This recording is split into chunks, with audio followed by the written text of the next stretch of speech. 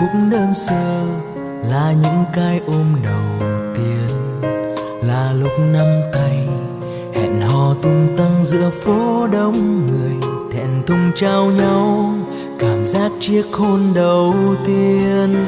Và đến bây giờ thì con tim em cũng đã hững hờ, lời nói chia tay của em làm anh đau nhói. Hạnh phúc mong manh sao em vội vàng đánh mất hơi người, dù yêu người mới cũng chỉ là người thứ hai, chẳng thể như tình yêu đầu. Đến khi mình chia tay anh và em chẳng còn thấy nhau, hai người hai thế giới, hai cuộc sống hai đường đi. Em thì yêu người mới, anh thì tới với người sau. Mình đi qua nhau như chưa bao giờ quen biết nhau. Em sẽ chẳng tìm thấy người nào yêu em nhiều hơn anh cũng chẳng tìm ra người làm anh khóc như em này. Phải chăng mình sinh ra để yêu nhau, để rồi cách xa, để lướt qua nhau và làm nhau đau mãi mãi sao em? Vừa đi vừa khóc cho tình yêu đầu.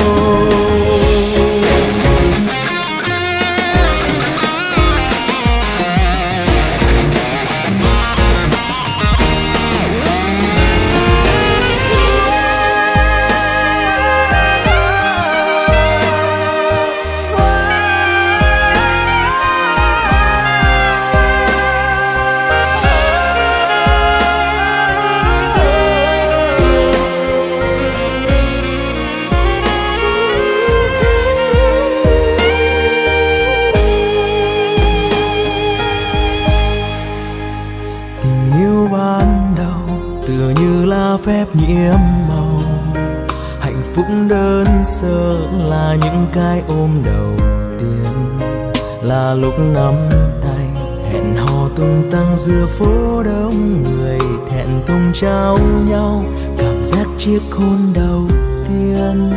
Và đến bây giờ thì con tim em cũng đã hững hờ, lời nói chia tay của em làm anh nói đau.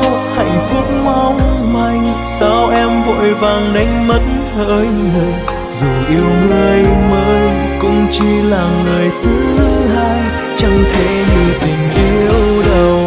Đến khi mình chia tay anh và em chẳng còn thấy nhau, hai người hai thế giới, hai cuộc sống hai đường đi.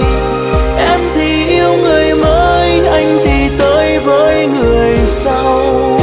Mình đi qua nhau như chưa bao giờ quen biết nhau. Em sẽ chẳng tìm thấy người nào yêu em nhiều hơn anh cũng chẳng tìm ra người làm anh khóc như em này. Phải chăng mình sinh ra để yêu nhau, để rồi cách xa, để lướt qua nhau và làm nhau đau mãi mãi sao em? Khóc khi tình phai màu. Đến khi mình chia tay anh và em chẳng còn thấy nhau, hai người hai thế giới, hai cuộc sống hai đường đi. Em thì yêu người mới, anh thì tới với người sau. Mình đi qua nhau như chưa bao giờ quen biết nhau. Em sẽ chẳng tìm thấy người nào anh cũng chẳng tìm ra phải chăng mình sinh ra mình yêu nhau chỉ để cách xa mãi mãi. Qua nhau và làm nhau đau mãi mãi sao vừa đi vừa khóc cho tình yêu.